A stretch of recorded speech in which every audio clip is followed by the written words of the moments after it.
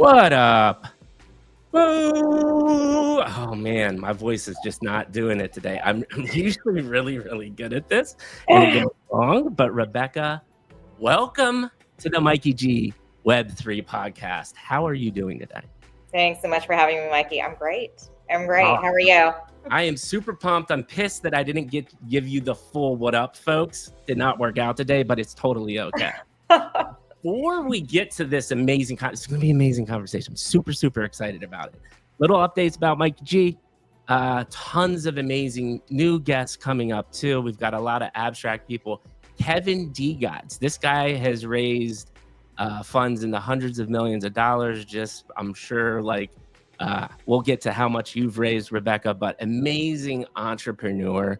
Has done a lot of stuff in the Web3 space. He's coming on. I'm super excited about that conversation. But what I love about what I do is I balance things all over. I've got L1s. I've got some DeFi protocols coming on the NFT side that I've always been a part of because I'm a brand marketing guy. So we got stuff all over the place. We're booked out for the next month. And Thursday, our next guest, we had a guest yesterday that canceled because they had a different date that they wanted to debut, but Amalgam, really cool DeFi product, kind of like trying to bring them all into a quick, nice UI user interface. Super incredible story. Guy from Denver. Cannot wait to have that conversation. Amazing. But with that being said, Rebecca, we're already right here. I'm going to do the quick formal introduction. What I'm really excited about this podcast is you've had a really incredible journey. And, I don't want to make a big deal of it. Like, you can talk about it, but just as a female founder in a male-dominated space, I'm super excited about that. But as much as you want to talk about that, I don't get a ton of females on the show, so I'm just excited to have a couple females on the show. But I've got some really cool things about Rebecca. She was the co-founder and CEO of Saga, obviously. It's an L1, only female founder with a CEO of a chain, which is super cool. Like we just talked about, not many females that I talked to on the show. Co-founder and CEO at Scoot Chain, DeFi Pro. Did I say that right? Yeah. Scoot Chain. I mean, that's what it looks like, but I can't believe I said that right. I thought for sure that was going to be the first time I screwed up the podcast. DeFi Pro, early team, and head of BD at Globality. I think I said that right. Yes. And SoftBank AI unicorn, which is insane that you did this too. And this is really interesting. I'm really excited about this. Politic background as well, member of Biden and Clinton presidential campaigns, advising on tech and foreign policy, which is cool because you were doing the thing that you do now, which is tech, right? Mm-hmm. It's amazing to me the amount of people that decide, oh, Web3 is my new start, and I'm going to do something totally different and have no background. So It makes me reassured when I talk to a founder that they're like, oh, okay, this is great. You have decades of experience in the thing that you're trying to build. This is fantastic. But welcome to the show. How did I do? Do you want to add anything? You were great, Mikey. I'm thrilled to be here. I cannot wait to just, shoot the shit with you for a little while and spend some time. It's going to be awesome. You did great. This is very kind introduction, overly kind.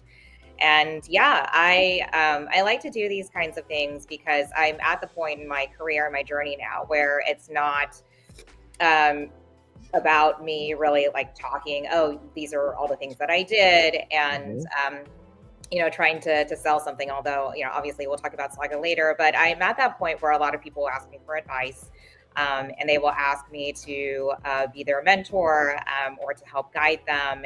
And I just remember how helpful that was for me when I was coming up. So more than happy to pay it forward. And thank you again for having me.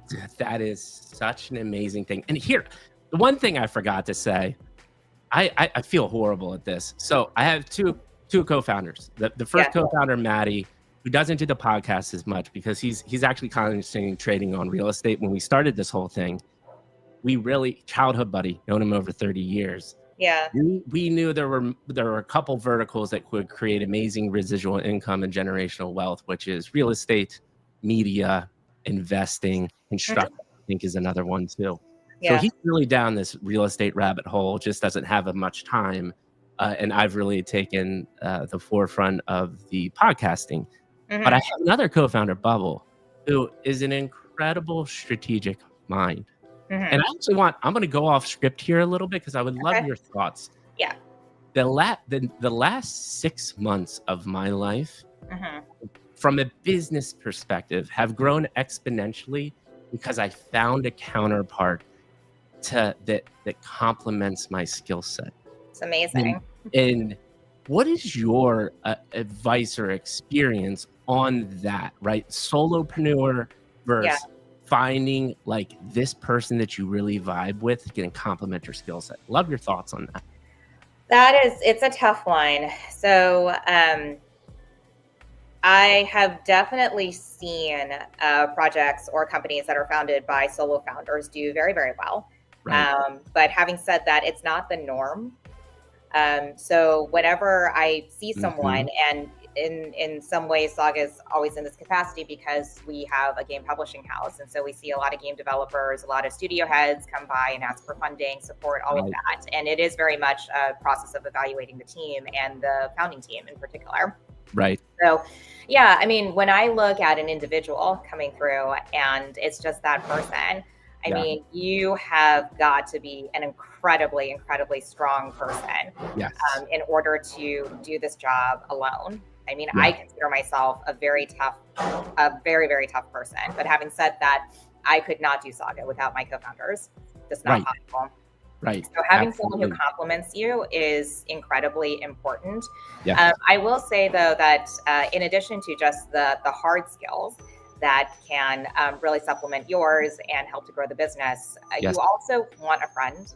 Honestly, in these, Yes. Thank you for saying yeah, that. you want friends because I like the journey of doing a startup. There are always ups and downs. The story that you hear in press or in media when the startup does really well is always the glossy version, right? Even if they have little bits of vulnerability in there, they're sort of strategically thrown in, like, oh my God, we were about to die this one time, but then we came through with like 200 million funding. And it's like, all right, that's wonderful. Congratulations, truly. But there have been several points along the way where it's not a great day, Yeah. or you're going through a rough patch. Yeah. And in those cases, it is so important to be able to talk to someone within the company, Yeah. within the project about it, and no judgment. You're going through it together.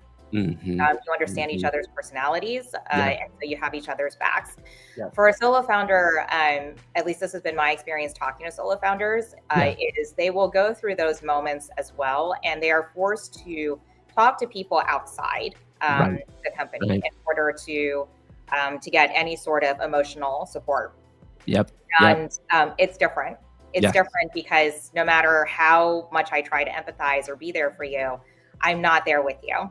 Yes. So I don't Yes. totally get it. Yep.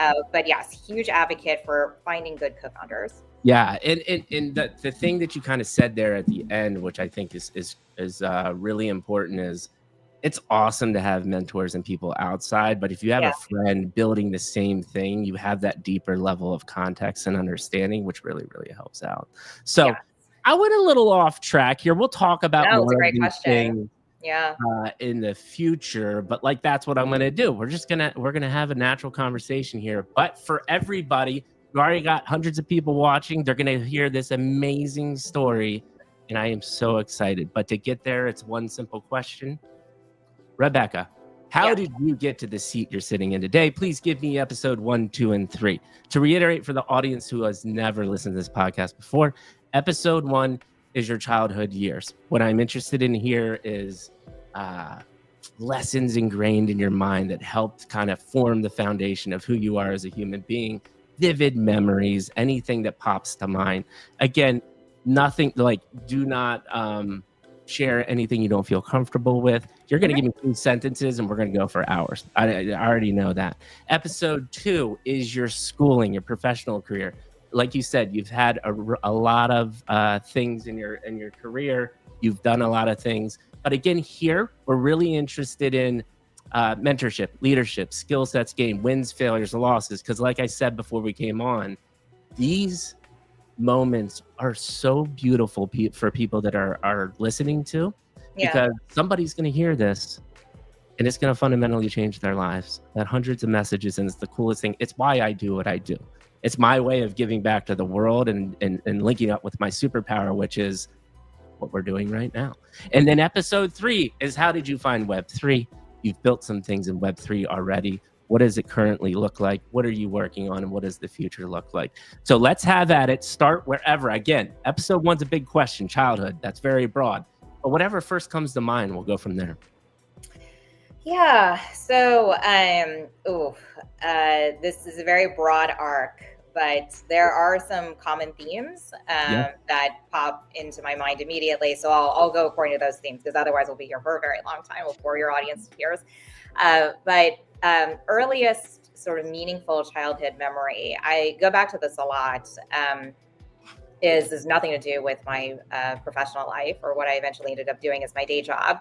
Right. But people who know me well, and some people who are part of the Saga community, they know at this point that I am a really avid ballet dancer. So I am a ballerina. Ooh. And I remember, when I was little, so my parents came over from China.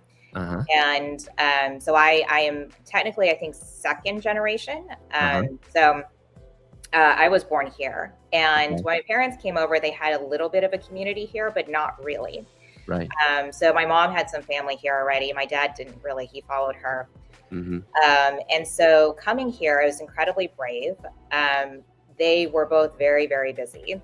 And when I hear nowadays about kids getting play dates arranged, or, going off to daycare or school when they're like 2 or 3, I did not have that experience at all for a very long time, until I started kindergarten. It was really my mom and me.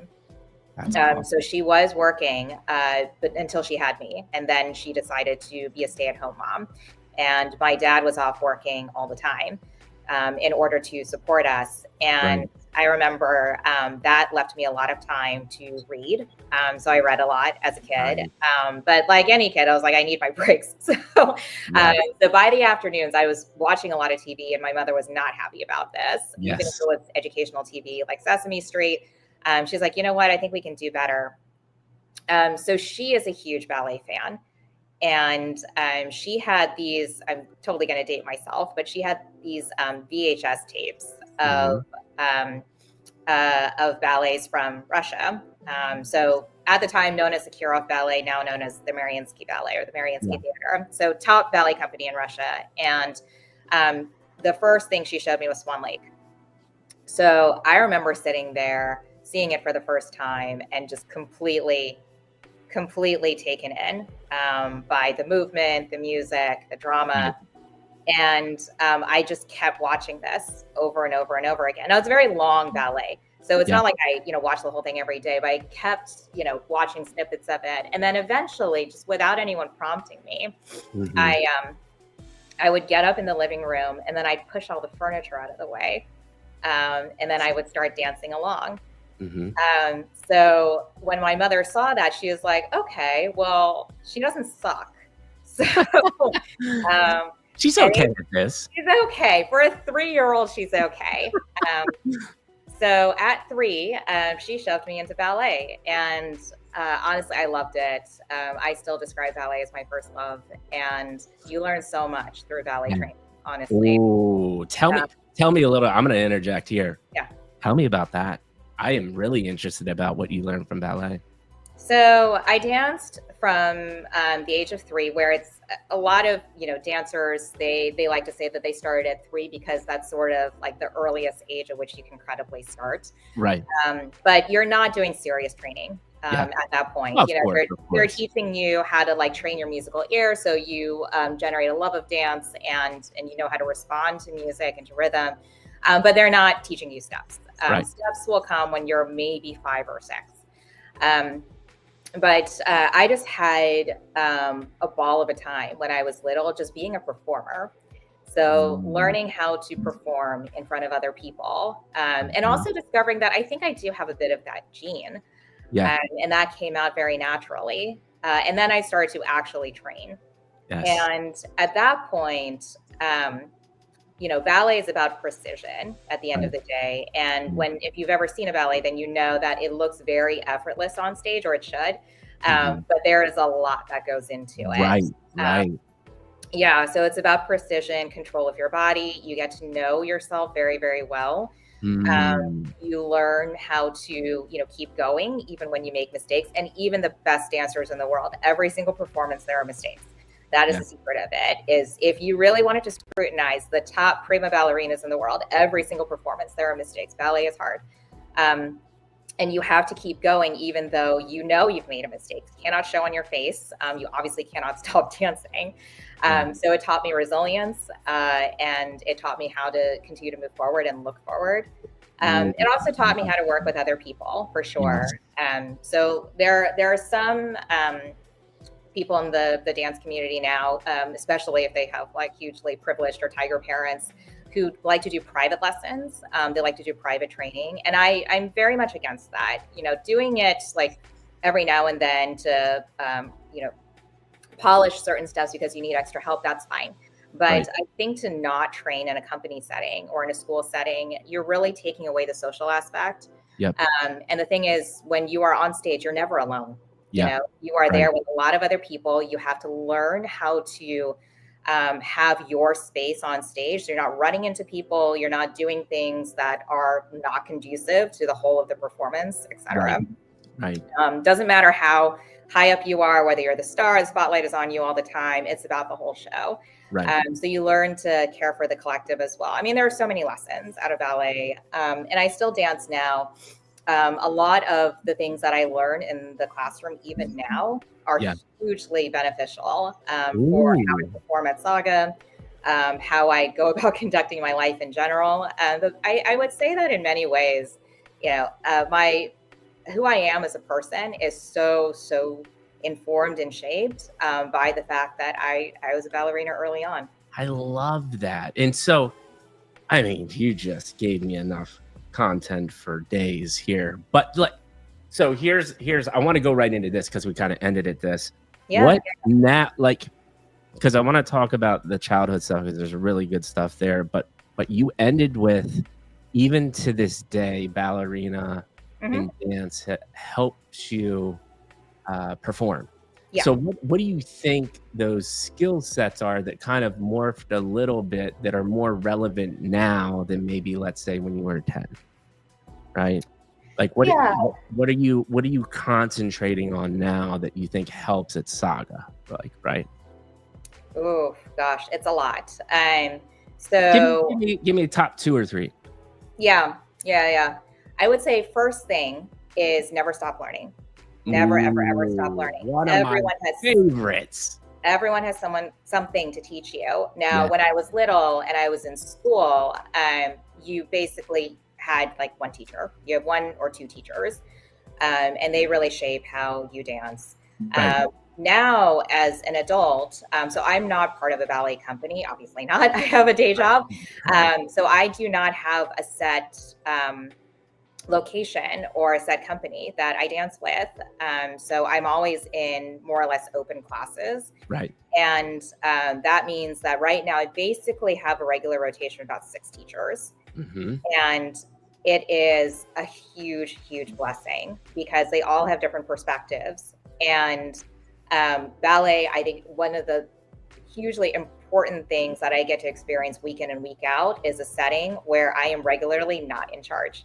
So at Saga, I would like to think I'm a good listener and I take everyone's perspective. And at the end of the day, I give all my leaders a lot of autonomy, but I am ultimately in charge. Whereas in ballet, the ballet masters or the ballet teachers are in charge.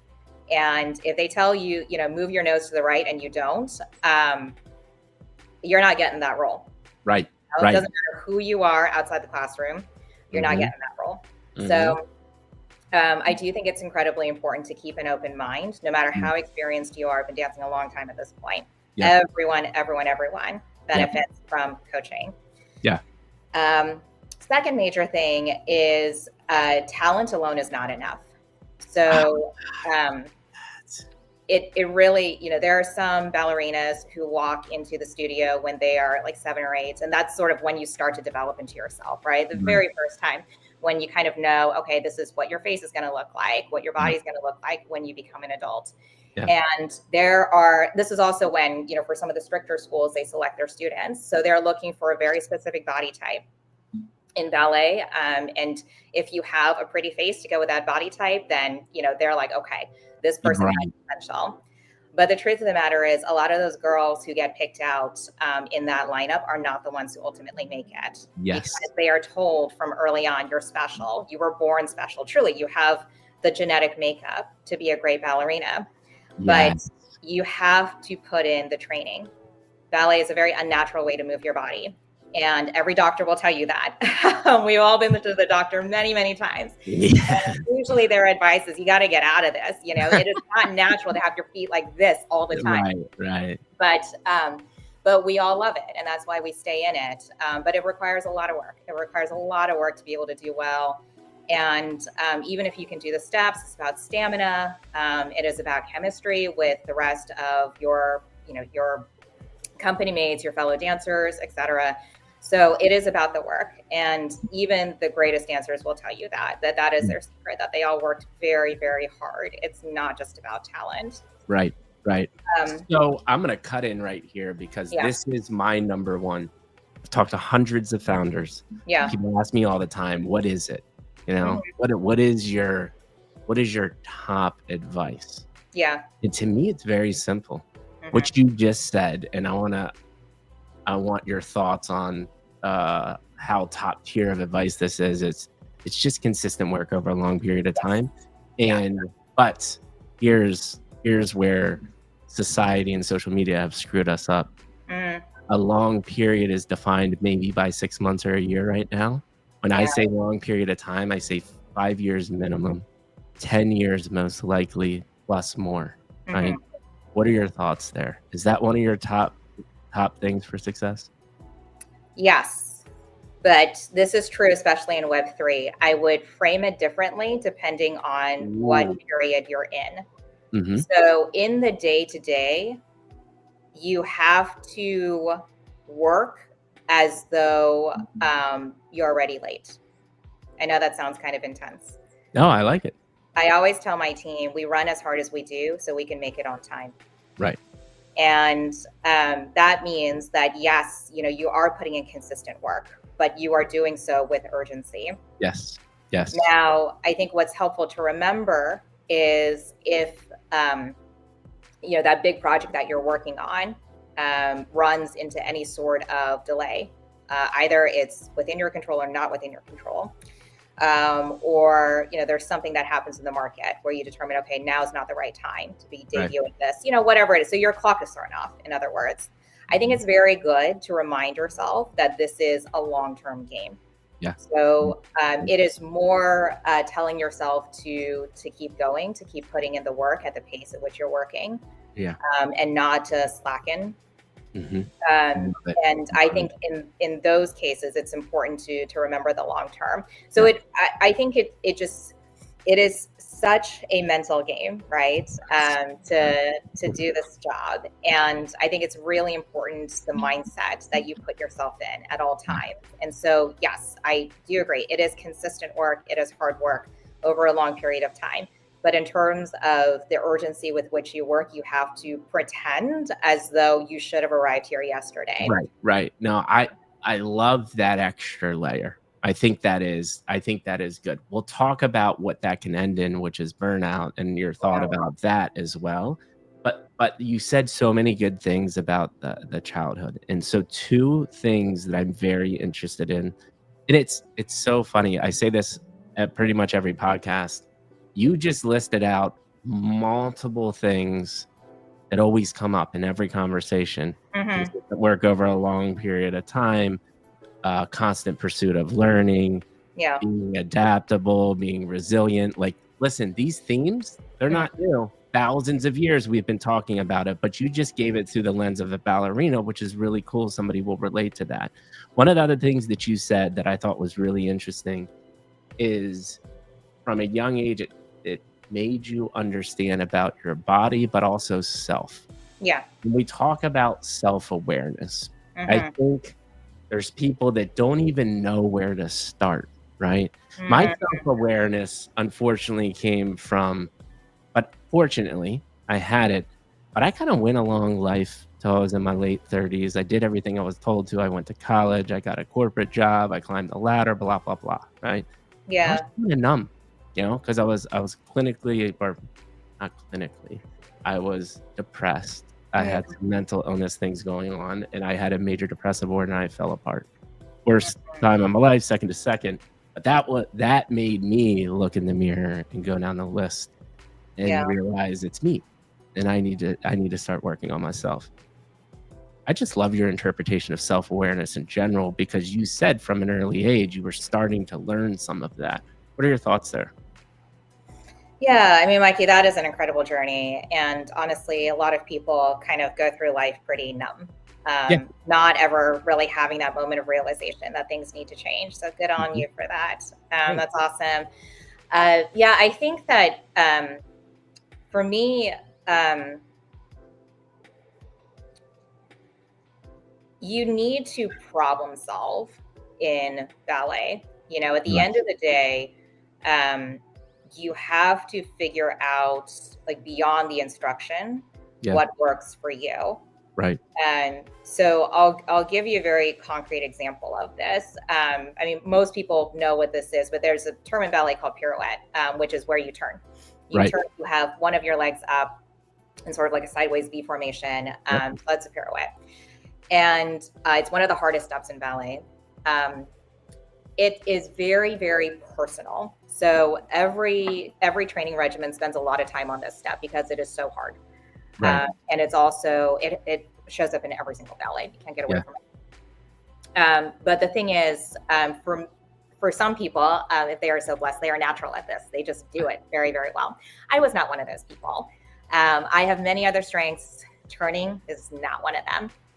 Yes. And it took me a long time to figure out why it was that I could not do this well consistently. And it meant that in addition to the hours I was spending in the studio, I had to do this at home. Like, I had to do it in front of a mirror. And then when recording devices started to be more readily available, I would have my parents record me. It's like, why is it not going well? And it took me years to problem solve this. So I think it's one of those things where you start to, in the process of problem solving, you start to learn certain things about yourself. So for instance, I learned that posture was a problem for me, because I was also a bookworm, and I was, very studious, and I was sitting a lot. If I wasn't moving around dancing, I was sitting. And especially once computers came about, I would sit weird so that I could look at the computer screen in a certain way, and that made my body lopsided.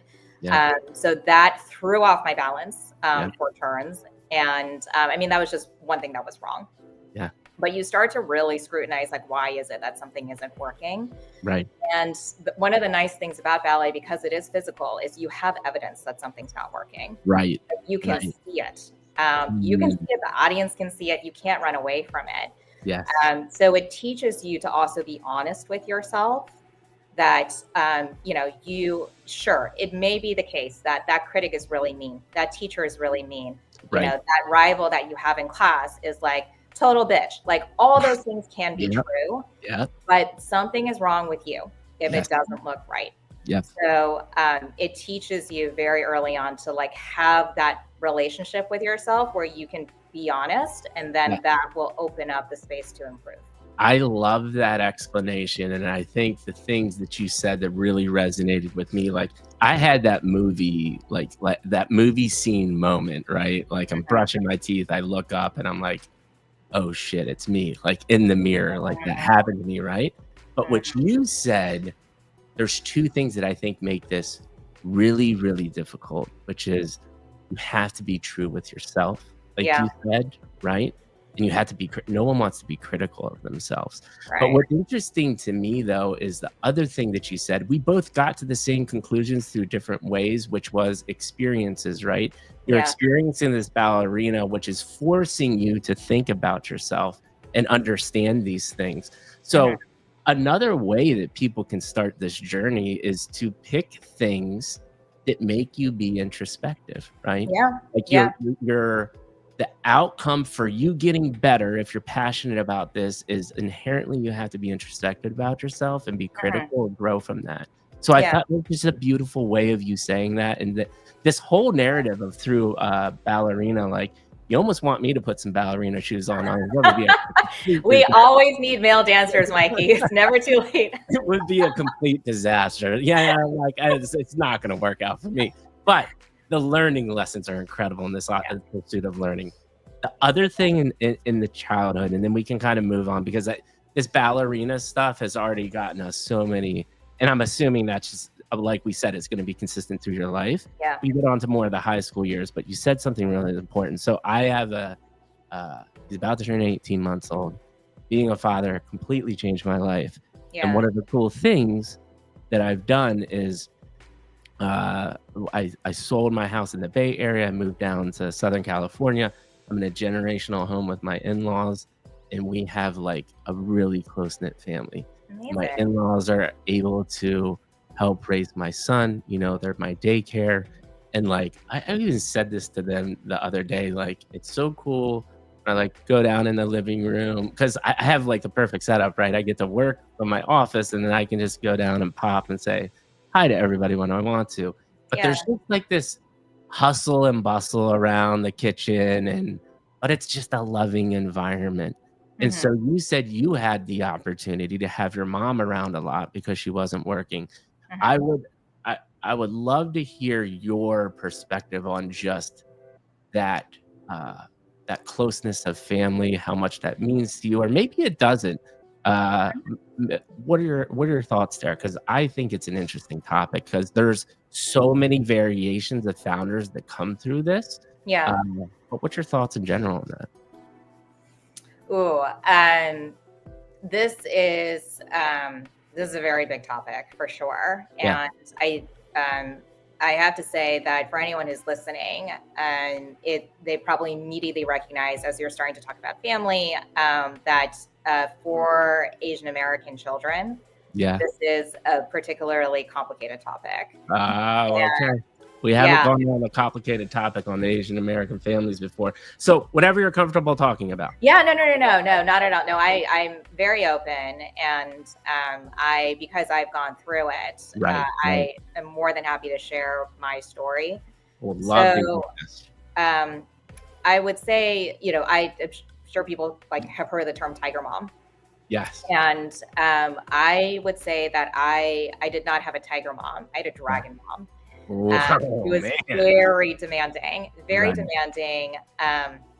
But it was here's how I know we've been chatting a while now, and we have yet to get to the professional side. So I will start to sort of tie what's Yeah. happening from early life into that as well. But one of the things that is really interesting about being the only female founder of a chain, Hmm. or having done some of the other things in my career, Right. is at any given point in time, by and large, I was not supposed to be in that job, you know? Mm. So it is, I went to undergrad at Stanford. And I remember when I was there, that was when we already had the 90s tech boom. So being a startup entrepreneur was definitely very fashionable. And a lot of my classmates were already starting their own companies, even when they were undergrads. But they were all boys. They were all boys. And by and large, they were all in computer science. So I was an economics major. So not outside the realm of possibility of being an entrepreneur for sure, but girls did not start companies. And so I just never really considered it. I have a political background. A lot of what I advise on has to do with foreign policy and national security. I'm not saying that there are no women in those fields. There are quite a lot, but there aren't very many Chinese Americans there just because of the relationship that the US has with China. And so at any given point in time, I've always ventured into spaces where I am either very scarce or I'm really not supposed to be there. And I think, yes, parents were demanding. They wanted the best for me, et cetera, et cetera. Those are all things that you eventually grow out of, or you reconcile that, especially as you get older and you accomplish a lot of these things, and then everything is fine. Like expectations have been fulfilled, right? But I think part of the immigrant experience that is really difficult for both the people who immigrate to this country and then their kids is your conception of what's possible in life is so entirely different. Ooh, talk to me about this. So for my parents, for instance, and I think this is true for a lot of Asian American immigrant families, the stereotype is doctor, lawyer, engineer.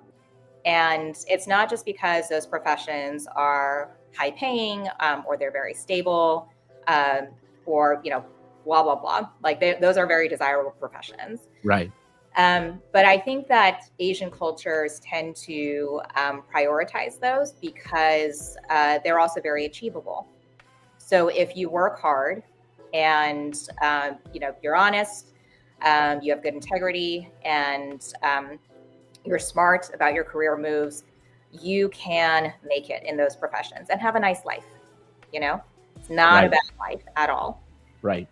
I think for me, after law school, and then after deciding very quickly, even while I was practicing, that I wanted to move on to other things. my wife as well. Yeah, I think my parents were just puzzled. They're like, you have the best possible life. Right. I don't understand why this is not satisfactory. Right. What you want to do is crazy, et cetera, et cetera. And then fast forward to today, I think it's still hard for my parents to comprehend that I am a CEO. Yeah. Because, something very simple. Yesterday, we're recording this Tuesday, February 18th. So yesterday was Monday, February 17th, President's Day. And historically, Saga has not taken this day off.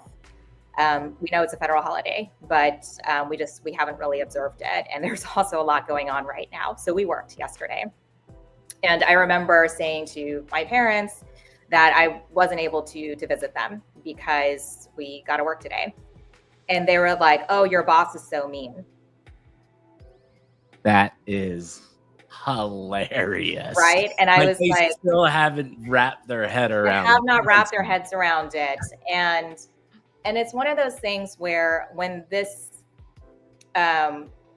happened, early on in my tenure as CEO here, of course, I wouldn't be super happy to hear it, right? Because you fought so hard for this job, and it's not an easy job, and your parents don't seem to be super supportive.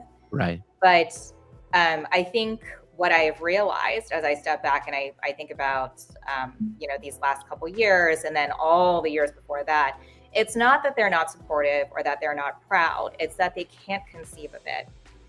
Like in their minds. It's very interesting. Why do you think that is? Because it's just so set ingrained in their mind that like this is the path for you, or because they haven't seen it before. Gotcha. They just haven't seen it before. And I think it is just not really in their bailiwick of possibility. Right. They would think someone that they gave birth to, or that someone from the family or someone from even that culture could be a trailblazer. Yeah. For them, it's not conceivable. Like other people can do it, and they're very admiring when other people do it. Right. But nevertheless, I think it's all they wanted for themselves was a nice, stable life. Right. And so I have a question here, because we're talking about a lot of cultural things in the upbringing. How much do you think living in America, because it was, it's still called from time to time the land of opportunity. Do you think that had an impact at all, or no? Yes, I think so. If you go to China nowadays, not even nowadays, after the economic boom in the 80s, change happened very, very quickly. Mm-hmm. Like we think about the culture of Web3, how Wild West it is, Yeah. and how dynamic it is. I Right. mean, China had, 20, 30 years of that Yeah. as it was introducing itself to capitalism. Right. And so it is a very dynamic society in China. I would say that families that have immigrated to America in particular from China have actually stayed more conservative because Interesting. they have not lived in that environment of dynamic, ever-present change. So whatever they were like in the 70s and 80s when they came over, whatever their values were, have basically stayed the same. Gotcha. That makes sense. That makes total sense. Fascinating conversation. And then we'll get what we've been, like you said, we've been talking about. We've already been talking for 40 minutes. We have barely gotten anywhere. I tell you, like it goes by quick because I love it. I think you can feel the passion coming through the mic. This is so much fun. But the last thing I'll ask, and then we can move on, is people again have just related to you that have grown up. What is your advice or thoughts for them? They have a dragon mom. Okay. I would say they have a dragon mom. I would say this. In the end, it's true that your parents more likely than not just want the best for you. Yes. So trust that it does come from a place of good intentions. That will be very helpful. The other thing, though, is start to think about your future. Start to think about your future. Yeah. What I mean by that is this. A lot of people have asked, where do you get your strength from? Where do you get your resilience from? And I mean, there have been a lot of things in life that have helped train me to become the person that I am today. But I think having to be strong, to exercise those muscles, to be resilient in my day-to-day life growing up, that has been enormously helpful. Enormously helpful. So, we talk about consistent hard work and training. Yeah. Now, when you, consciously like pay for ballet classes and you go to ballet and you actually call it training, then you identify that as training, right? In your mind, you frame that as special training. But how you live your day-to-day life, even as a child, trains you for the future. Yeah, 100%. So I would say to kids in those families, start to think about your future. Start to think about how your life now can help you. Yeah. When you think about what you want to do for college, after college, and beyond, how are you positioning yourself to be ready for your dream? Yeah, I love it. And I think, man, you are just dropping bomb after bomb here. This is fantastic. And I'm going to take this time to break and reset. Please follow Saga, follow Becca. All of the stuff is up on the screen. We've got well over 1,000 people watching, and I got one person watching on Abstract.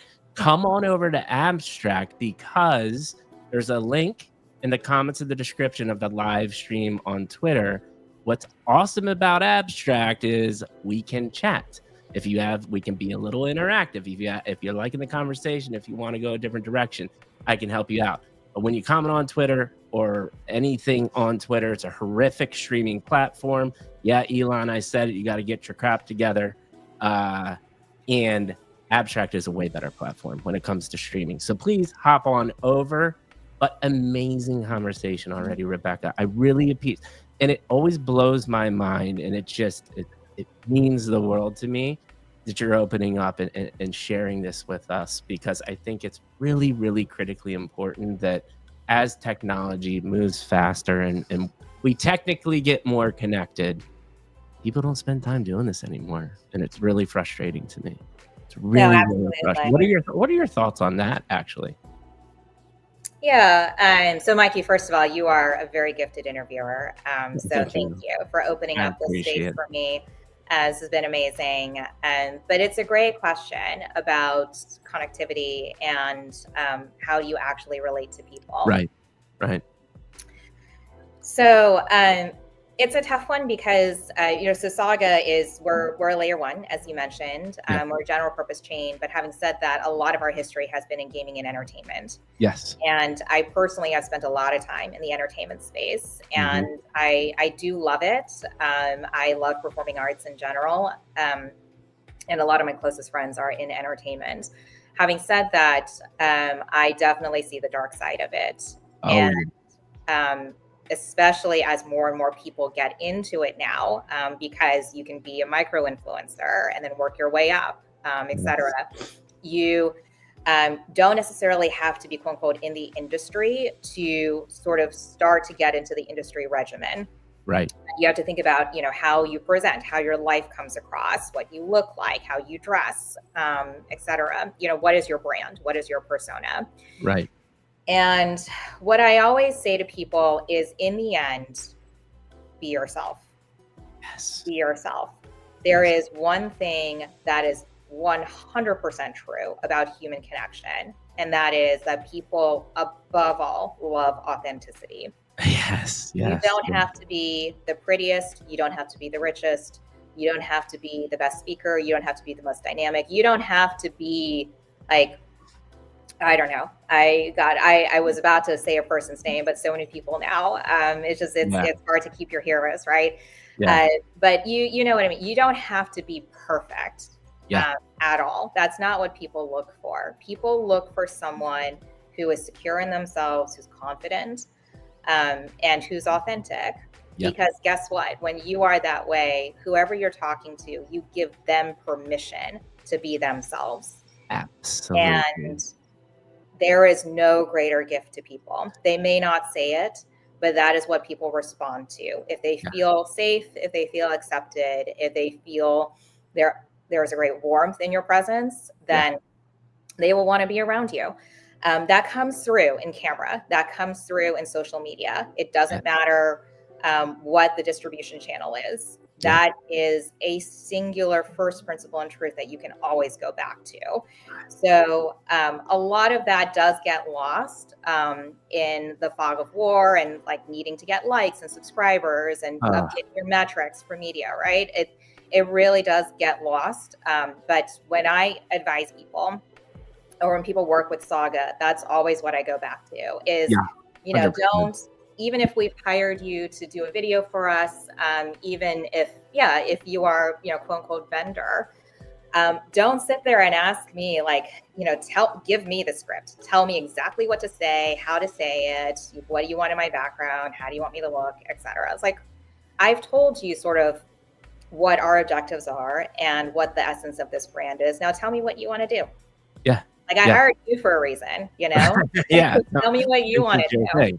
And that's what I actually, I told you I ran brand for Geico. So I did the whole LA production. So toxic. And I fortunately was found a couple directors that I worked with, and we were best buddies. We were like some of the only crews out in LA that actually let people laugh during the day, right? Like this whole ego trip. And I mean, I knew clients, I knew creative agencies that would require a separate tent and then a runner to go into the tent to communicate from the director, because they didn't want to see anyone and they just wanted to like sit on their throne and tell people what to do.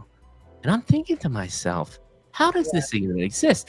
I've got my agency, they're calling me dad, I got brothers and sisters, like this is how life should be, right? But what you just said gave me chills, because it's what my brand has been built around, but you just put it in such an eloquent way. So thank you for that. That is going to be cut up immediately. And we are going to absolutely, because Web3 needs to hear that message. Web3 is one of the worst places. It is run by KOLs that have nothing more than wanting to fill their bags with money. And then there's a reason why the narrative is constantly changing, because it just grabs your attention to go somewhere else. And guess what? they're getting paid. Do you think AI all of a sudden was just a random thing? Yeah, ChatGPT was a thing, but guess what? KOs were getting tons of money to make sure that they were promoting AI because they knew they could make money off the tokens, and they had these backdoors relationships. These are the things that people don't talk about and need to understand. But the authenticity, you can't fake that. Yeah. And that is what is so important for people to understand. And I've said this a lot of times too. When you get a chance, you got to read my pinned tweet. It was like me this weekend being frustrated and kind of talking about this, right? But this is what people need to understand. I have 12,500 followers. I've built a lucrative, successful business based off authenticity. Everyone that thinks these people that have 100,000 followers, they got it made. These people are struggling in the background because they don't have a product or service to sell. But newsflash for content creators, unless you're Mr. Beast or like top tier, you're not making any money through advertising or sponsorships, very little. You have to figure out how to deliver a product or a service or something in the back end that helps you monetize. What are your thoughts there? Because that's my opinion. Yeah, 100%. I completely agree with you. It is very, very difficult to make it as a content creator. Yeah. I don't think people quite understand how difficult it is. And we do have people on our marketing team who have backgrounds in these agencies that represent content creators. Yeah. And when they first started to come online, I think that everyone thought because of the democratization of social media that anyone could make it. And the fact of the matter is that's not true. That's not true. There's still a very, very bright line between people who are able to be authentic, to project, who have talent for this, and people for whom it's just, it's tough and they can still get a following. But in terms of doing this for a living, it's very, very hard. Yeah. Yes. And so you do have to be creative. You have to be creative about the ways that you monetize. It can't just be dependent on the platform. You really have to make sure that your brand is strong enough to support your own platform. 100%. No, I love it. And thank you for the advice. Great conversation. All right. What we're going to do, we've been talking for almost an hour already, but we got to get, because you have some really meaty substance. You went to Stanford. I actually, I had a seat in typical Silicon Valley fashion. I worked downtown. We had a CMO at, it was a startup at the time. It's a big company now called Sunrun. Lynn Jurek, she went to Stanford, got her MBA with Ed, this other guy. But they fired the CMO and hired a CDO, a chief design officer. I'm like, this is so Silicon Valley. And she was amazing. She was an incredible human being. Helped teach at the D school. The whole design thinking mentality has changed my life. Yeah. But this was one of the instances I saw like really smart people thinking that they knew what was up. And it's like, you cannot design think your way through marketing. Marketing is marketing, right? You have to effectively spend money in local markets. You have to get click-through rates. You just can't be like, oh, what problem are we going to solve? And let's figure out our customer truly. It's like, no, you're looking at a national campaign. You need to understand the fundamentals of marketing. What I'm getting at is that's where you started. Yeah. And Stanford just has such a, it's still just one of these hotbeds of mindsets and the whole entrepreneurship. So I want the TLD too long didn't, I still have to say that out. I'm basically a boomer. And so too long didn't read. Yeah. Really these highlights. And I don't want to get deep into our theories about politics, but I have to hear about working at that level on, presidential campaigns. That's got to be a wild experience. And so make sure we touch on that. But anything else, and let's just do this. Let's to kind of help you frame it. Yeah. 3 lessons learned through this time frame, and maybe take them from different industries or moments in your life there. Yeah. So career only or school as well? I'm going to leave it up to you. Whatever pops to mind, whatever you feel comfortable with. Sure.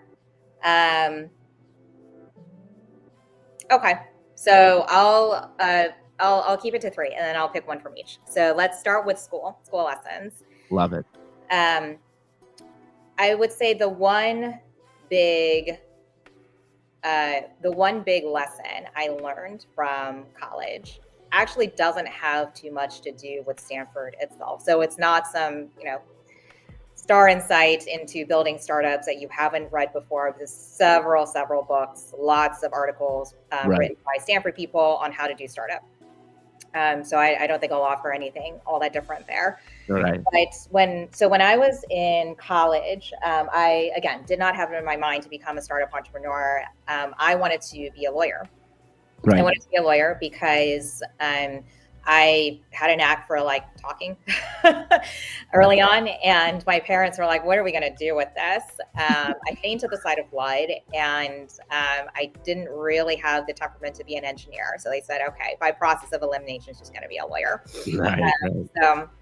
So my goal was to get into law school, and I remember I was going through my degree at Stanford, and before I knew it, this was towards the end of my sophomore year, so my second year. Right. I was going to have enough credits to graduate the next year. Wow. And it was not conscious on my part. Right. I just looked at my transcripts and I was like, oh, I'm done. Great. Now, what a lot of people encourage me to do, this is very Stanford, is to stick around. It's okay if you're done in 3 years. Stick around for a 4th year because you want the full college experience and you want more time to connect with your classmates.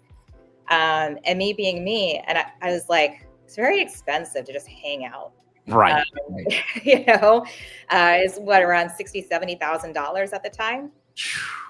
Crazy. It's got to be over $100,000 now. At this point, yeah, for sure. But I was thinking to myself, I'm not going to make my dad pay an additional $70,000 for me to just have a great year. Hang out. So I applied to law school, and I remember being very stressed during that process because I was 19 at the time. And the median age for law students at that point was already 25 and getting older. So people would graduate from college, work, and then go back to school. Yep. Whereas I was trying to speed run the whole process. Right. So I was already very stressed. All my pre-law advisors were telling me, you can apply to whatever schools you want to apply to, but just prepare yourself to not get in this year. Right. And I did tell myself, it's okay if you don't get into your schools of choice this year, because you can always go to work and then, apply again. So not the end of the world. But I remember I was so fixated on staying at Stanford.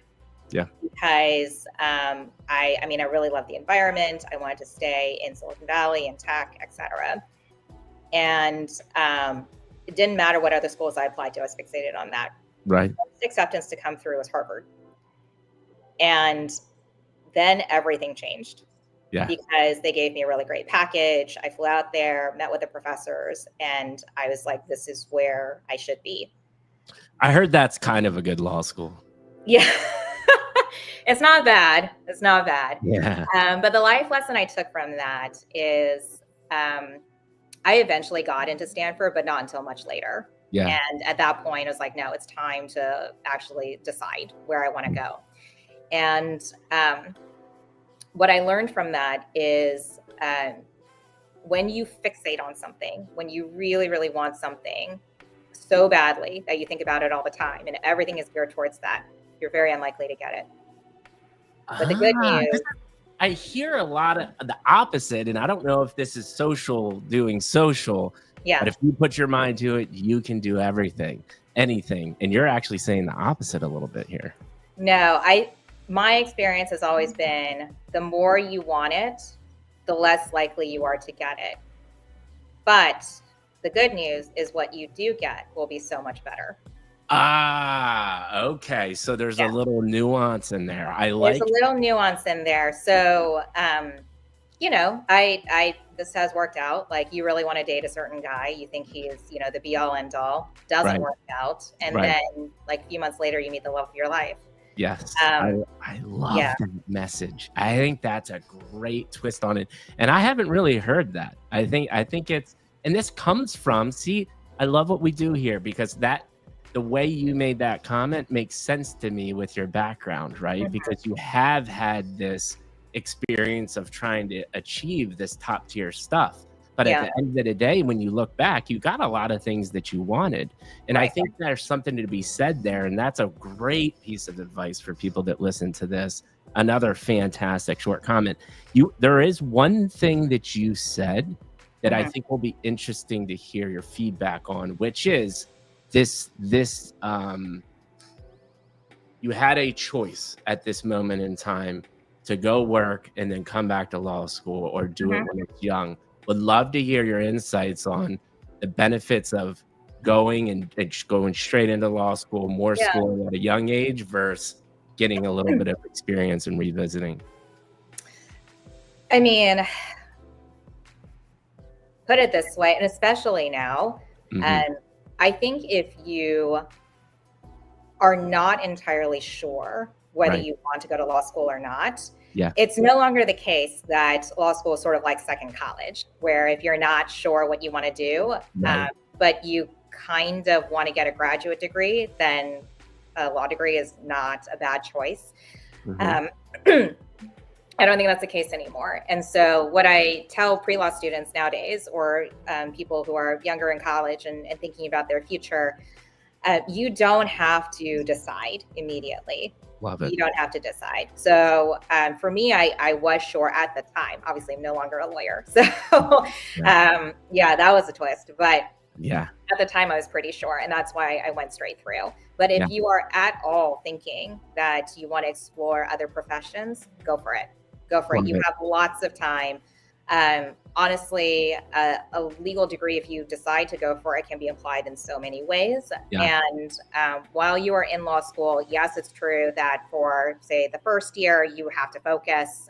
Second year, you can start to branch out into other things, Right. whether that's Right. taking on more clinical work or, you know, working on campaigns.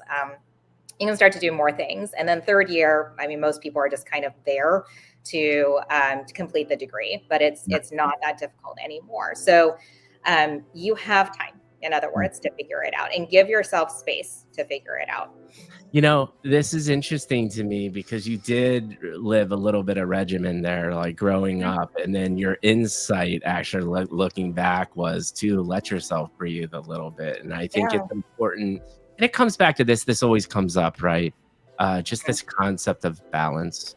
You know, Yeah. you can't be, like we were talking about it earlier. I've had entrepreneurs on this show that have literally ended up face down in their condo Mm. because they were working 20 hours a week for a year. Human body Yeah. just cannot sustain that, right? And Mhm. so I'm not saying that you can't grind for a period, but you Mhm. have to acquire balance at some point in time. Mhm. And that's kind of like your version of saying, like, hey, listen, you don't need to like just shoot out of a rocket ship, especially at the age of 19, right? Like Yeah.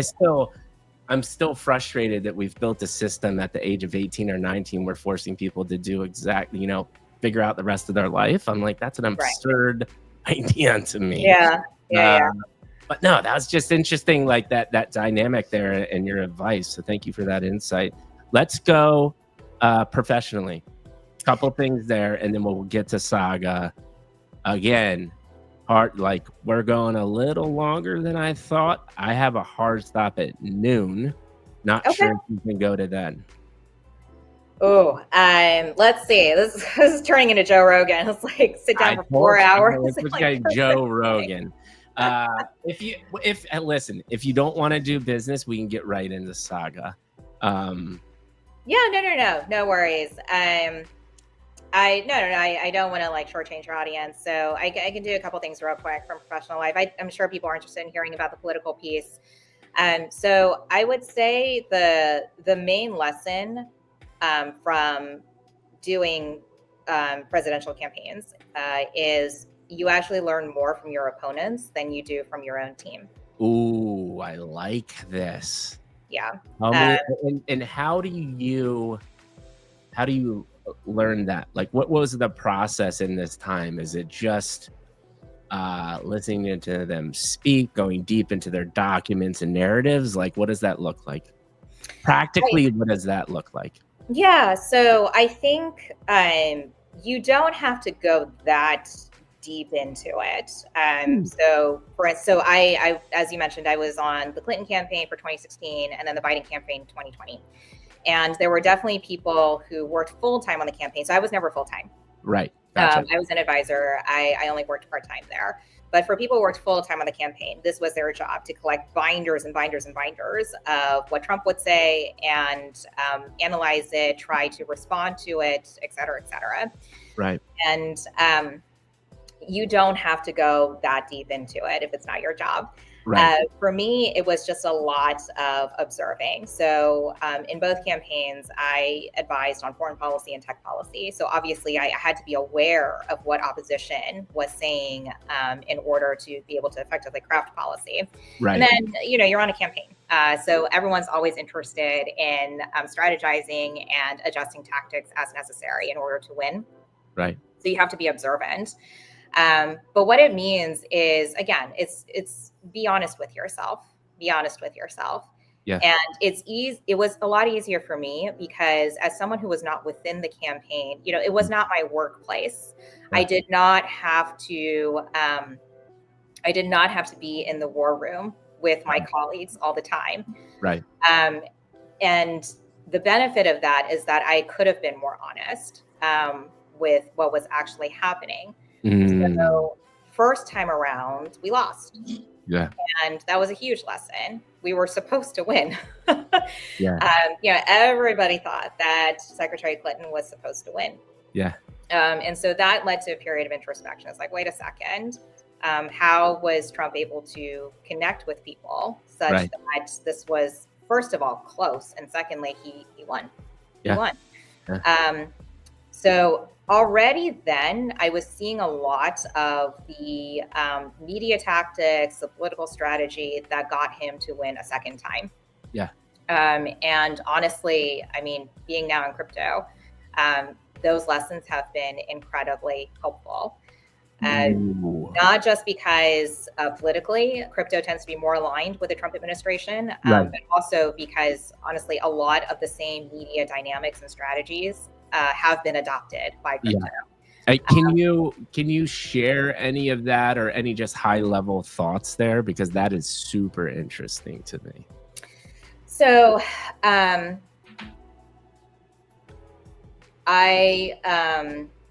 yes. So one thing that we have already talked about is authenticity. You should always be yourself. Yes. Always be yourself. The second thing that I would really bring to the forefront is, how do I put this the right way? Yeah. I don't want you to say anything that's gonna, No, not at all. You're just trying to say, how do I say this? Yeah, how do I say this? So I do think that it is very, very important to be available. I think that's the best way to put it, to be available, because I think what happens anytime you start to have these establishment formations, is that people get more and more removed from what's actually happening on the ground, and then what people are actually thinking and feeling. And you mentioned the example of working on this production lot where the director is in his comfortable trailer. He doesn't want to talk to anyone. If you have messages for him, then he's got a runner to actually convey those messages, etc. Right. If this shoot isn't going well, he's not the first person to find out. No. And that's not great. Yes. That does not lead to effective leadership. Yes. And one of the things that I give Trump a lot of credit for is that he is available. He will talk to people. It's not just being on Twitter, but he really, when you look at the electoral map and the travel schedules of the candidates, Yes. he worked his ass off. Yes. This is 100% true. He worked his ass off. He traveled, he shook hands, he met with people. Does he always say the right thing when he meets them? No, but he's there. He's meeting with them. He never gives the feeling of I'm too good for you. Or I just, I am contractually obligated to be here. Like there's never that feeling, right? Of I don't want to be with you. I think he gives off the vibe of wanting to hear from people, wanting to engage with them. Yes. And I think that's just so incredibly important when you're running a community in crypto as well. Is that what can happen? And I think over the weekend, we saw this come to a head, is when you acquire a certain amount of wealth in crypto, let's say, or when you have a certain seniority or tenure in this industry, then you start to become part of the establishment here. There is a crypto establishment. Yeah. And they tend to hang out with each other. They tend to invest in each other's projects. They tend to go for the same meme coins together, et cetera, right? They keep within their circles. And I think that insulates you from what's actually happening in this industry. Another angle that's very dangerous for crypto is it's not just insulating you from the community or from retail, it's insulating you from the greater world. I mean, if you at any point have worked really hard, you amass this wealth, and then you wake up and realize that no one wants to hear from you, regardless of your success, that is a very sad position to be in. I love it. And I have always said to my peers in crypto is, you know what, you're too talented to sign up for what is essentially very expensive irrelevance. So, I love it. This is amazing. Thank you for sharing this, because I always said, obviously I'm in California. There are people that don't like Trump here. And we're like dumbfounded that this dude could win a second presidency. And I said exactly what you said, and it just confirmed me. I was like, listen, I think people interpret a lot of time authenticity as being like kind and nice. And it's like, no, it's like authenticity is straight up being your human self. Right. And Trump has done that from day one. He has never wavered. I am who I am, and I don't give a shit what you think about it. And that is so powerful. And then to your point, being available. And so my last question, and we'll talk about Saga for 10, 15 minutes, we'll call it a day, is how do you combat what is happening right now just in general in the ecosystem of the world, which is people get very rich, insulate themselves, and then are in their own echo chamber? What do you do about that? Is it just something we can't combat as humans? This is $1 million question. I think this is the great question of our times, which is that the resources, the wealth, the capital are getting concentrated into very few hands. And it used to be the case that government policy would prevent this from happening. Obviously not the case anymore. And with more and more of these people controlling government policy, it's very unlikely to happen through those levers. I really do believe, I'm not just saying this because the industry that I happen to be in, but I do think that technology is the great equalizer at the end of the day. Agreed. Because what people who ascend to these positions and then become out of touch don't realize is the extent of the anger against them. I don't think they know the kind of resentment that builds up over time and how persistent that is. Because, again, going back to politics real quick, a lot of the same coalition that brought Trump to victory in 2024, exactly the same people as 2016. Same grievances, even though he's already been president once, same grievances, and they carry that through. And I think that when you have people who are determined to make themselves heard, they will make themselves heard. Yes. And the best way to do that now is technology. It really is. Yep. I think AI is one of the great accelerants of that. Mhm. And with the proliferation of media channels that have basically rendered establishment media, or what Elon likes to call legacy media, pretty irrelevant, Yeah. you have ways of making your voice heard. Right. So I honestly think that the change will come from the ground up. It will come from grassroots. I don't think government policy is going to establish it, because the governments that are in a position to do anything about it are just not going to do anything about it right now. 100%. And that is why I love what I do as well too. I think what we are fundamentally doing is our only hope, is our only one of the main silver bullets we have to continue just being, I say this all the time, we all bleed red blood. We all have this, we all have fears, we all have anxieties, we all have depressions, we all have the same exact, we're all wired biologically the same way. Right. And it's like, why does it have to be so divisive? And I get it, because of things that have happened over thousands of years, in some case, all the way down to religion, right? There's things maybe that you just can't change. I don't know, but we can at least try. Yeah. And I think that's all you can do, right? Is at least try. And I 100% agree with you. The only issue is, I love the book Chris Hayes wrote recently about when the sirens call, about just technology and how it's really the problem. And the hard part is there are very rich people controlling our communication systems that have agendas as well. And so, but it still doesn't prevent you from putting content out and trying to just relate to people and do good. You know, it always boils down, and it's amazing to me how many people, because I've had entrepreneurs that come on this show that chase the money and chase the fame. And guess what? Every single time it ends bad. Yeah. And they all come to the same conclusion. It's pretty wild, which is, be a good human being. That's it.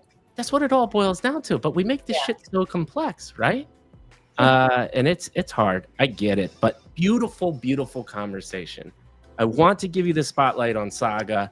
We can talk for about 10 minutes, and then we will wind it down. This has been an incredible conversation so far. I am deeply, deeply grateful for us meeting and you coming on. So thank you. No, thank you, Mikey. Thanks so much for having me on. This has been awesome. And I feel incredibly privileged to have been able to spend this time with you. But yes, be a good human. It really does come down to that. And it generally works out at the end of the day. Now, that doesn't mean you have to be a dumb human. Just, you know, be a good human. Yes, don't be a dumb human, just be a good human. So talk to me about your Saga journey. What excites you about what you're currently, well, let's start with the elevator pitch. I usually do this, 2 minutes or less, elevator pitch. What is Saga doing and trying to do? And then we'll talk a little bit more about the future as well. Yeah. So Saga is a layer 1, as you mentioned, but we are a layer 1 to launch layer 1s. So we are unique in that respect. What that means that every developer who builds on here is by definition on their own layer 1 or set of layer 1s, which we call chainlets. And these are all fully decentralized proof of stake chains. So you have your own layer 1 out of the box. It takes a couple minutes to create one. The process is pretty automated. And from there on out, you have your own native token. All the chainlets speak to one another. So you should have as many layer 1s as you need to support the performance of your application. Yeah. As you can see, we've taken a lot of inspiration from cloud, and we think that this was the kind of architecture necessary in order to truly scale in blockchain, was to have as many layer 1s as you need for your app. We are launching something called the liquidity integration layer very, very shortly, and that is our DeFi layer. So previously, you launch your L1s and your liquidity was basically trapped within that chain. Yeah. Now you can have free transfer of assets between chains within Saga and then out to other ecosystems as well. So this is incredibly powerful. Liquidity fragmentation is honestly Ethereum's biggest problem. and we have So I have a lot of people that are not super deep into crypto. So yeah. just explain that nuance a little bit if you can, just further kind of expand on it. Yeah, absolutely. So, okay, the crazy thing about blockchain, this is just the nature of the technology, is the way that you scale it is by adding block space. So block space can take many forms. It can be an actual chain. It can be what's called a roll up. It can be a side chain, app chain, etc. But you need more chains. Yeah. The problem is these chains are not automatically connected to each other. And so if you have assets in a chain, it's not automatically transferable elsewhere. Yep. You have to build bridges for that. And what has happened with so many other layer ones is that as they have scaled, as their community has tried to help them scale, they have set up all this additional block space that is not connected. So you have all these islands of assets. They cannot transfer back and forth in a quick manner. And so you have liquidity fragmentation. Yep. And the problem with that, as you can imagine, is instead of having one economy, you have thousands of economies. Yep. Very difficult to operate that way. So at Saga, what we said was, okay, we need to give people the block space so that they can actually scale the capacity of their particular application. You take on user traffic, your chain never goes down. That should be the case. Yeah. But we cannot have the economy of the chain splinter into 1,000 different economies. It needs to be one unified economy. So that is what we've accomplished. So how do you're creating multiple L1s on your overall L1. There are different economies in the essence of tokens or whatever people are attaching to the chain, right? Yeah. Since it's all on your main L1, all of that is immediately transferable, and you can kind of go where you want in essence in your world. Is that right, or am I wrong? That's very, very, very close, Mikey. Let me just add something there. So every L1 that builds on Saga is a replica of our main net. Okay. So everyone is actually independent. Yeah. An L1, in order to really qualify as an L1, you need to have the full stack of the blockchain, including settlement on that particular layer. Right. So the settlement always happens on a particular chainlet, not on our main net. So everybody is independent. What I mean by all the assets are freely transferable is anytime you spin up an L1 now, it has all the bridging that you need to get out to other ecosystems. So there's no need to connect to a bridge, to spin up a bridge of your own, et cetera. We have taken care of that. That was my follow-up question is because it's the frustration with abstract, right? Like it is. Abstract is awesome in the sense that they made an app, and we all know that apps are killer for mass consumption, right?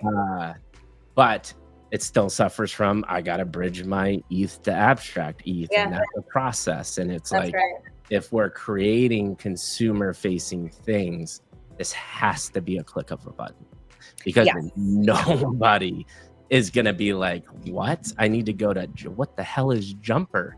And it has to even that I was streaming live and I wanted to play a game on abstract. And I'm like, well, I can't do this right now because I don't want to mess around with bridging. I actually started down the path, and 10 minutes in, I'm like, I'm done. Cut the stream. Right. And that is, so here's the next question, which is, it is so hard to break through at a massive level, right? Like take again, abstract's a great example. Streaming in crypto, brilliant, needs to happen. I want to get paid in Pengu. I want to get paid in ETH for being a content creator. That's where it needs to be. There might be 35, 40 streams on the platform right now. Like, how are you literally, like right now, right? We have almost 1,400 people watching us on the X. I have one person watching us on abstract. How do you break through on that? And that's probably one of your biggest problems to solve is like, you have to have user acquisition. You have to have people using your platform in the millions at this point to be successful.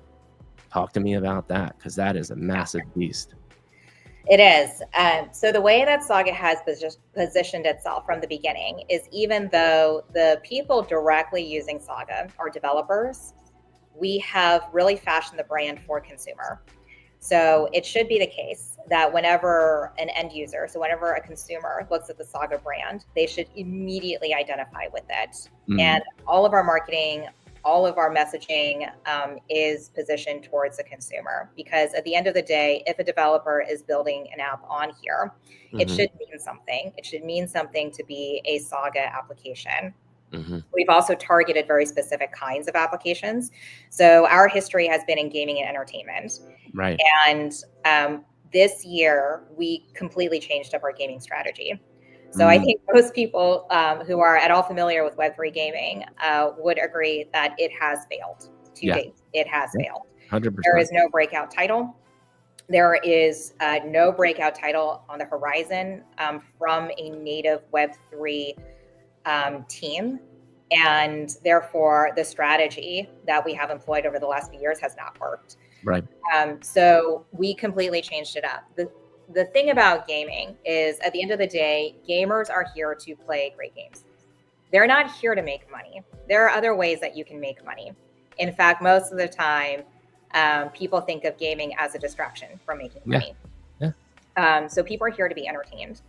And if you do make some money, that's great. But that's not the primary reason. So we needed good intellectual property. In other words, we needed good games. And a lot of those great games are in Web 2. So we recently hired on Fernando Vasconez, who used to be head of BD for Samsung. For gaming. And he's been in the gaming industry for 20 plus years now. But the strategy now is to take on those really great games in Web 2 that are proven, they are profitable. They have hundreds of millions in monthly active users. And to add Web3 mechanics that work for them. If they want to change the in-game currency to a token, fine.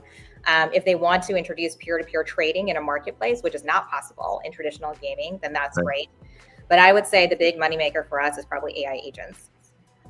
So because Saga has such capacity on the chain, we can basically take on any sort of application, including an AI agent. So we now have agents that are launching L1s on their own. We have agent-only L1s, so there is no human in the loop in this L1. It's just an agent society. And I think more and more you're going to have not only agents in games, but also personal agents. So consumers will have their own AI agents doing things on their behalf, being their co-pilot, or interacting with them. That we think is going to be a huge point of proliferation. Love it. And so I already have multiple founders I need to link you up with. One, Tim, he's building a Hearthstone type game called Project O.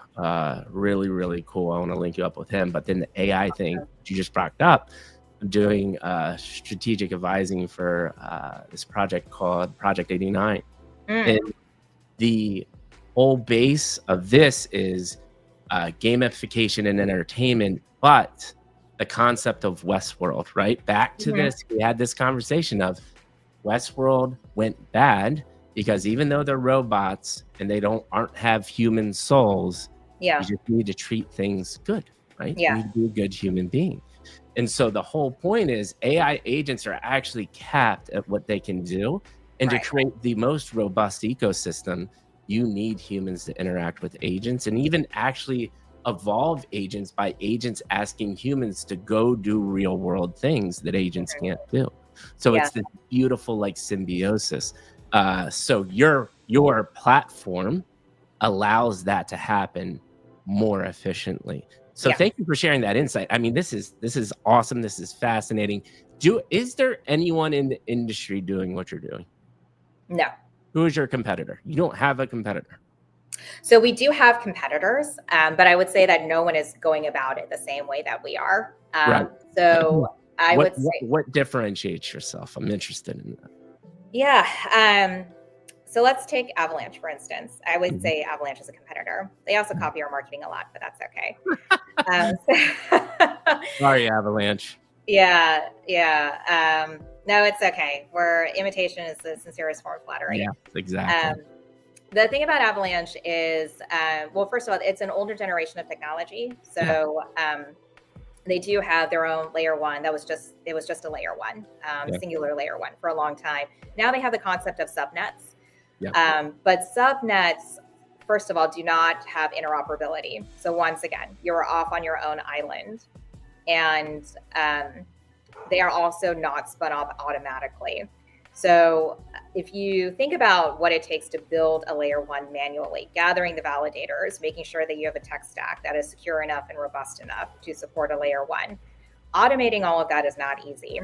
Right. But that is something that we've done. So just on the technology layer alone, a lot of differentiators.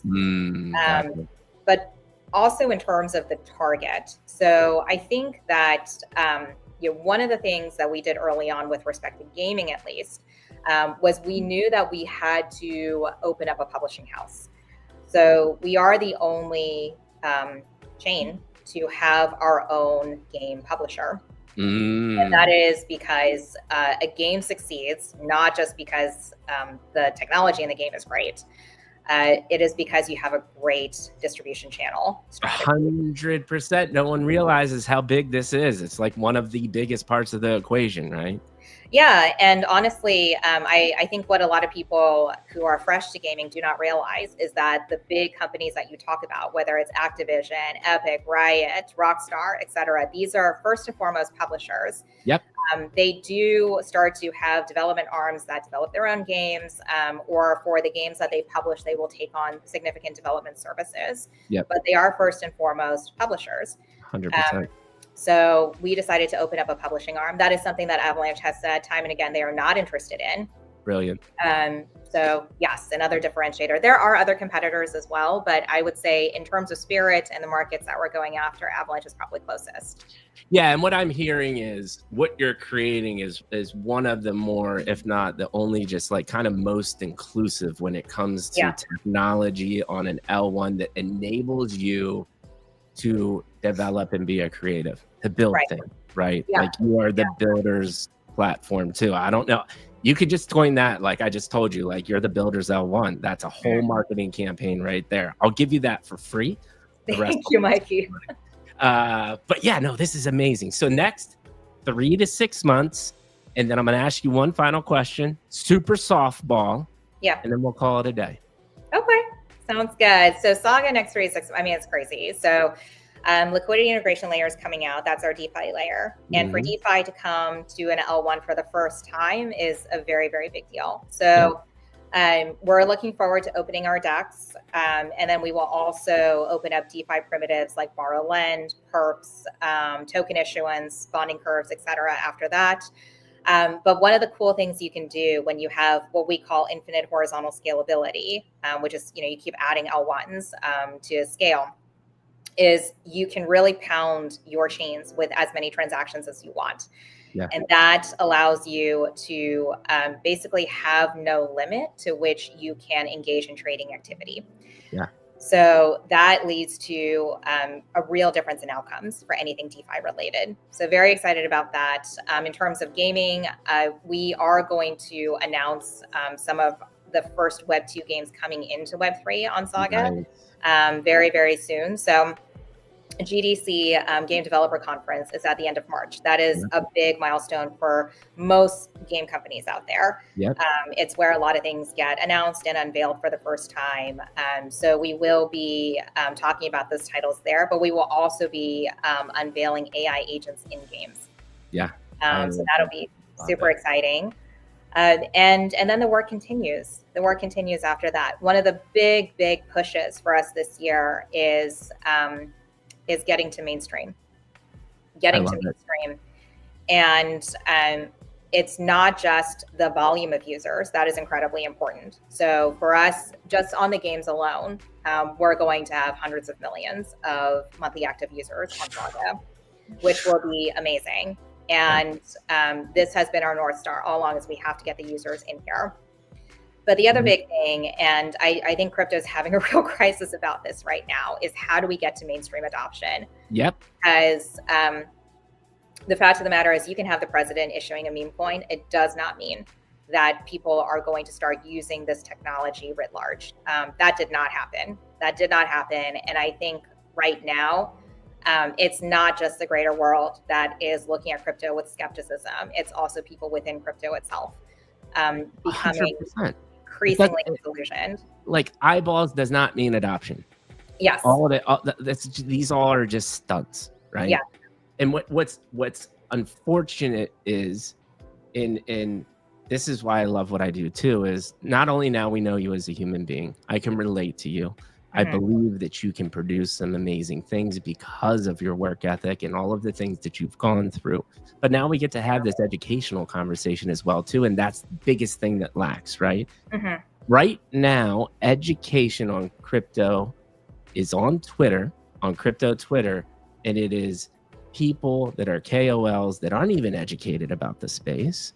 And you're just going to flock to that, even though it doesn't make sense as a technology solution. Right. But we have a chance to change that. And I appreciate you sharing that. And I think, to your points, once you see, and this will one last question is, I'm just trying to understand that, how does, when you get a big IP that already has millions of users, how does it, and then now it's on your chain, right?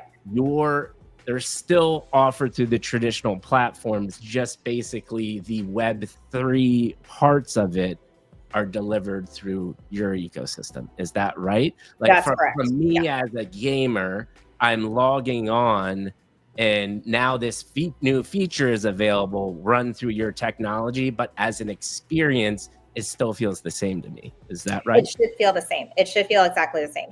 It should feel integrated with the gameplay. Yes. So with the marketplace, for instance, it should feel very much like going to a marketplace right now. If you're in the game, if you want to buy new assets, you need weapons on the fly, you need tools on the fly, you want more in-game currency, etc. It should be a seamless experience. But yes, that portion of it will be on Saga. That's awesome. That's so cool. And this is actually the type of stuff that we need. And I know there's a lot of people trying to solve the problem, but that will get me to my closing comments. So anything else that you want to close out with Saga before we shut down the podcast here? Any other final thoughts on Saga in particular? So our tagline, it's interesting that hearing about Saga, you came to the builders L1. That's awesome. We've done our job, or I've done my job today. So Mikey, thank you for that. Our tagline from the beginning has been where the crazies dare to dream their craziest dreams. Love it. So this space, this chain is for people who love to create. It is for people who love to build things, and usually it's things that people don't think of. So we encourage people to experiment on here, to really go for things that they dream of. And I think that is especially important now, because it cannot be the case that you hitch yourself or you hitch your future to, the same like 2,000 person population of KOLs, right? Or that you're content with a user base of sub 1 million, which I think is the general population for crypto. Oh, it's hundreds of thousands. It's not even, when you're talking about like true active people. It's crazy. Exactly. It is nuts. So one of the things that Saga has absolutely tried to do from the beginning is we understand that we are crypto native. This is an L1 that was born in the space, and therefore we have to do well here. We have to abide by the principles and the values of crypto as well. Our community expects that of us. So it's absolutely true that we are a core part of this industry. Having said that, we cannot be content with what we have right now. And we've always said you have to reach out. You have to reach out to mainstream. And that doesn't mean you water yourself down. It doesn't mean that you all of a sudden censor the apps that are going to be building on your chain. It's still permissionless. Right. It's still decentralized. But having said that, you have some influence as the core team on the culture of your chain. And what kinds of builders do you attract? What kinds of projects do they stand up? When we are talking to these Web2 companies, what is it about us that allows them to trust us, that they're not going to take IP or brand that they have worked very hard to build and completely destroy it overnight with a scam coin, or some sort of pump and dump that leads to a huge scandal. So I think that if there's anything, ironically, that crypto lacks right now, it is ambition. Because there's just too much of, again, this insularity. This is also a big theme today. Yep. There is too much contentment and insularity here. Yeah. And it's becoming discontent because people are not having a great time this cycle. But having said that, I do think that you have to get beyond this space. The future of this industry depends upon it. And it's the next big step, which Saga has always positioned itself to take at the right time. I think this is going to be a good year for us. And I love the kind of final message, because this is critical. And I think it's also the way this space evolved is you have to gauge your own community to get the best of the best. Mm-hmm. Most of these people are building these ecosystems to make a ton of money, to do the same bullshit that we've seen over the last, handful of years. And your brand is as good as who you're representing, right? And no one's really done a good job at that well too. So I'm glad that that's one of your main missions as well. I almost started a company because of that. I was so frustrated. I was like, how can these people, like the due diligence that is supposed to be happening is non-existent. And it's just at some point, it's weird too, right? We get so attracted to this because it's deregulated, but at some point it cannot be the wild. It's back to balance. Mm-hmm. There needs to be some sort of regulation when it comes to making sure people have good intentions, because unfortunately, not everybody is a good human being for multiple reasons. I'm still convinced everyone deep down inside is, but they've experienced some things that have made them make bad decisions. But incredible conversation. Last question, and then I will give you my closing comments and we'll call it a day. So the last question is, I'm sure you've done tons of podcasts, you've been on tons of spaces, you have now just gone through the Mikey G Web3 podcast experience. Honest, open feedback for me. Honestly, Mikey, this has been an incredible conversation, and thank you for really opening up the space to allow me to share my story, to really offer some content to your audience that will hopefully be helpful to them. I think that in so many of these conversations, first of all, in a very compressed time frame, I mean, what are you tempted to do? Just focus on the sale, right? And you don't really have the time to talk about the whole picture. I think more and more it is very important for people to know the whole picture, because crypto in particular, but I think in this day and age when it's 15-second videos on TikTok or little sound bites on X, Instagram is just a picture, etc. It's just people react very, very quickly, and actually taking the time to build authentic human connection is incredibly important. So thank you for creating this space and for having me on. This has been awesome. I love that, because that is exactly my goal. And I got the response that, I like you feel, I love what I do. This is exactly, I think it's just a very simple principle, but it needs to happen more. And I am, till the day I die, going to work on this. So I think it gives me so much joy and happiness that that's what you felt. And I will say this in my closing comments. I'm not trying to prop you up, but this is dead serious. You're one of the most top tier founders that have come on this show. Thank you. And you have, I can tell that you work incredibly hard. I can tell that you have high standards. And I also can tell that you deeply think about strategy and how to do it the right way, and purely from a business aspect. And that, which is crazy to me, because there's billions of dollars at stake in this space. Yeah. That is a minority. And, they're incredibly smart people that come on. Yeah. But I'm telling you, I'll have conversations in the background, not necessarily more people that have come on this show, but just founders in general in this space. I say, hey, what problem are you trying to solve? Oh, I'm trying to make an NFT. I'm like, no, that is not the problem that you're trying to solve. Who's your target market? Crypto degens? Absolutely not, because you're trying to build a product or a service. They're the ones that are just here to make money. And like these fundamental questions, they cannot answer. And I know you can answer those in a very in-depth way. And I just appreciate the fact that, and it's very rare too, that I've dealt with this with a lot of founders. You have a skill set that you come off genuine and authentic yourself, but you also operate at a very high level.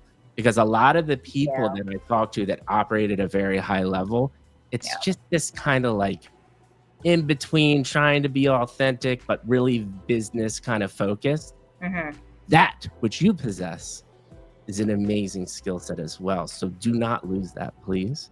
Continue to grow and foster that through experiences like this. And at the end of the day, I will also finally say, like we said, it's the beginning of a friendship. I cannot wait to continue to grow, talk, learn, and fail and win with you. And then you just, as one of the most busiest founders in the space, give me an hour and 45 minutes of your time. That is worth a lot of money. So I appreciate gratitude from the deepest part of my heart. Thank you. Thank you so much, Mikey.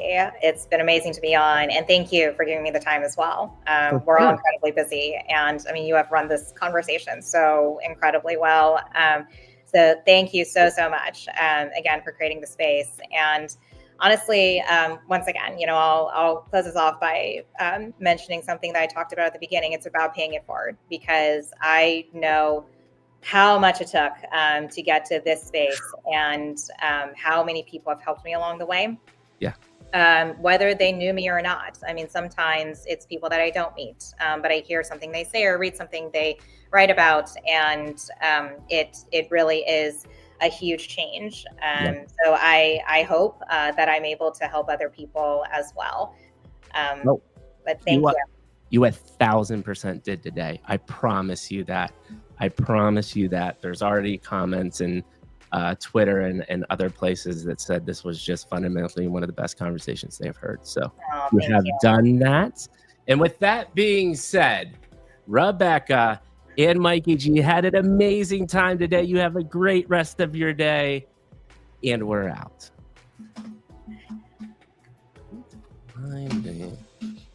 Oh no, hold on. And we're out.